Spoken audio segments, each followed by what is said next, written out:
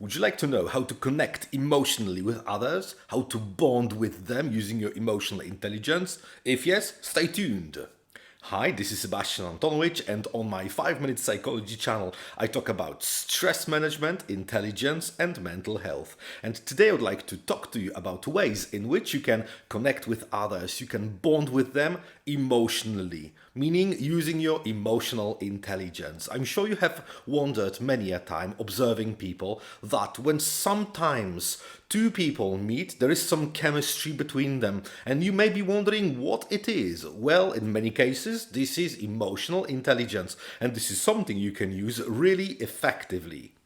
First thing you need to remember is the first name of the person you want to bond with. And I know that if there is a lot of people you would like to have a good connection, emotional connection with, it may not be so easy to memorize their names instantly, but this is a key here. It's necessary so that everyone you want to bond with knows that you treat them like a human being, like an individual, and not just an anonymous someone.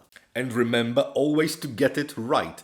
If you need some support in remembering these names, make a list, describe the person, put the picture in there, and make sure that you always know whom you're speaking to. Number 2 is to learn and memorize some of details about the person. So, of course, the first name we have already covered. How about if they have a life partner, a husband or a wife, boyfriend, girlfriend? It's a good idea also to memorize their first name. If they have children, how many? If they are boys or girls. If you can memorize their names, it's even better this way. If in some of your conversations it turns up that the person starts talking about their hobbies, remember also what they are interested in. It's a great topic to mention by the coffee. And also don't be shy sharing these elements about your life too. This way you will give them a chance to learn something more about you. This is exactly how people bond. If they like watching a particular type of a film, remember it. If they like songs by some particular artist, it's also good to know that. If they are great at foreign languages but not so good at maths, it's also a good topic for conversation. If you are able to, remember it right. Number 3 is to maintain the eye contact whenever you speak to this person.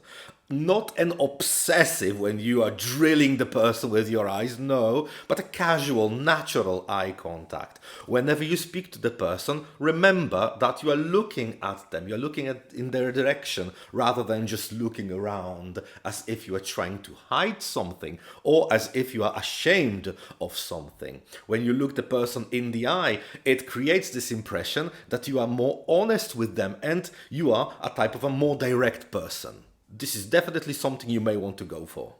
Number 4 is to smile to people when you talk to them. First of all, you will notice very quickly that when you smile to someone, there is a big chance that they will smile back to you. And the mere fact that we are smiling to someone, in our mind, it creates some positive emotions. And this way, we feel a little bit more natural when we contact with the other person. Just remember that your smile should be natural, not a joker's grin. It has to be natural, it has to be pleasant, and can't be too overwhelming for the person you are speaking to. I know that it may sound a little bit strange to you at first if you are not a type of a person who smiles a lot, but with time it will become more and more natural to you, I promise. Number 5 is to approach people first. And of course, if you are a little bit on the shy side, it could be a struggle for you because it's always easier to respond to someone approaching to you. But if you do that first, if you approach the other person, you create this feeling of your openness, that you are a more direct kind of a person, that you are more friendly, and that you are open to new relationships, that you are open to meeting new people, and that it's easier to speak to you. So break this personal zone of comfort, get out of your zone of comfort, and approach the person you want to speak to, and start a conversation casually. No special topic required. Number 6, let people know they can trust you no matter what.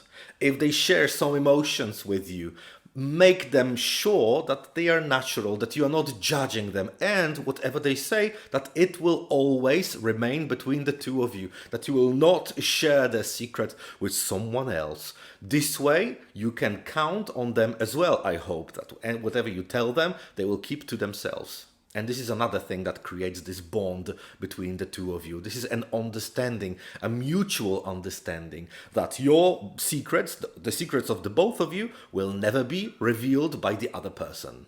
Number 7, do never criticize people in public. And it doesn't matter if this is your life partner, a husband, a wife, a friend, or a colleague. Do never criticize them in front of others. It is natural in life that sometimes you need to share some more painful feedback with the other person, something more constructive. And in such situations, make sure you do it in private so that no one else could ever hear it. This way, you create this ability to speak openly. This way, you create this feeling that the both of you can share some opinions, even if they are totally different ones, without some overcritical approach. And that's very, very important, especially if you spend a lot of time with each other. It's important to be honest, it's important to be open, but to keep it private.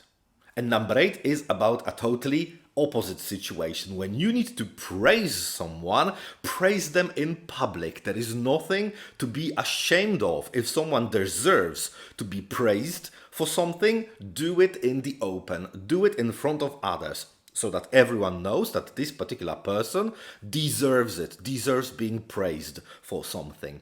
Make sure that every time you praise someone, this is deserved. Because if you start praising someone for nothing, then you praising someone will lose any value very quickly. All right? I'm sure right now you can't wait to learn more about emotional intelligence and how to use it in practice. And you actually can do it clicking right here. You will find there a couple of my videos about emotional intelligence. Also, let me know in the comments what you do when you want to bond with someone emotionally. And I'll see you next time.